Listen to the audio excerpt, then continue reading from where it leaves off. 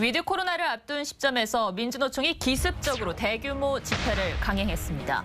변하지 않는 민주노총의 소통 방식, 국민들도 공감할까요? 대로부터 인정받는 나라가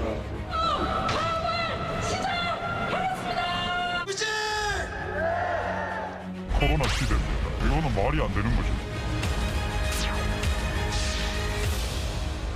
네, 전정원 기자, 지난 수요일 광화문 도심에 있었던 시민들은 길거리에 발이 많이 묶여 있었을 것 같아요. 어땠습니까, 현장에서? 민주노총은 광화문 등 서울 시내 12곳에 집회를 열겠다고 신고했지만 서울시로부터 금지 통보를 받은 상황이었습니다. 그러니까 아예 집회를 열 수 없는 상황이었군요. 네, 그렇습니다. 민주노총은 결국 이렇게 통제가 심한 광화문이 아니라 서대문역으로 기습적으로 장소를 바꿔 집결한 겁니다.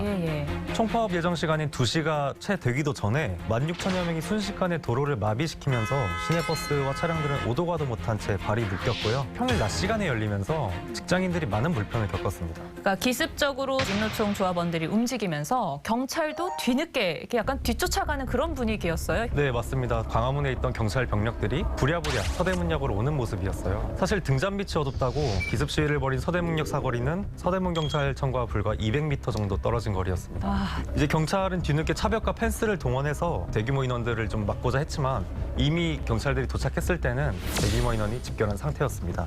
전 기자가 시위 현장을 취재를 하면서 그 주변에 있는 자영업자들이나 시민들도 만났을 텐데 좀 어떤 이야기들을 많이 하던가요? 점심시간에 백신을 맞으러 회사에서 잠시 나왔다가 30분 동안 차에 계셨던 분도 계시고요. 꽃집을 운영하셨던 한 사장님이 해주셨던 말이 기억에 남는데 안 하는 게 좋죠. 국민들이 불안하죠. 경찰들이 한두명 다니고 지금 일 갔다 어려웠다고. 또 지하철역에서는 양손 가득 짐을 들고 어디로 가야 되나 한참을 물어보셨던 할머니도 계셨습니다.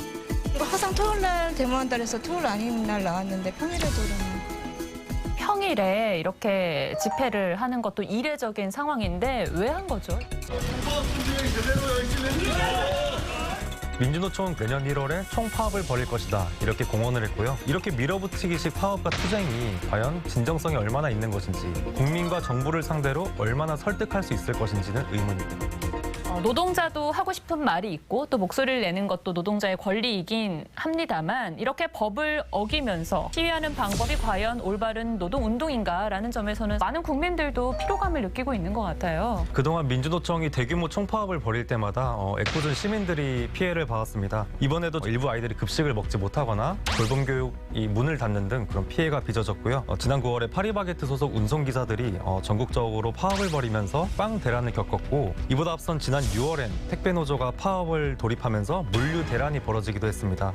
사실 MZ세대가 중심이 된 기업에서는 이미 민주노총과는 다른 형태의 노동운동이 일어나고 있는데요. 실제로 지난 7일에 민주노총이 스타벅스 직원들이 과도한 업무 때문에 고통을 호소하자 우리와 연대하자 그렇게 손을 내밀었지만 단칼에 거절한 경우도 있었습니다. 또 전국 자영업연대와 대학생단체는 민주노총을 민폐노총이라고 꼬집으면서 서울청에 고발장을 접수하기도 했고요. MZ세대 근로자들은 기존 노조 가입을 거부하거나 블라인드와 같은 SNS를 통해 공론화를 적극적으로 꾀하는 등 다양한 시도들을 하고 있습니다.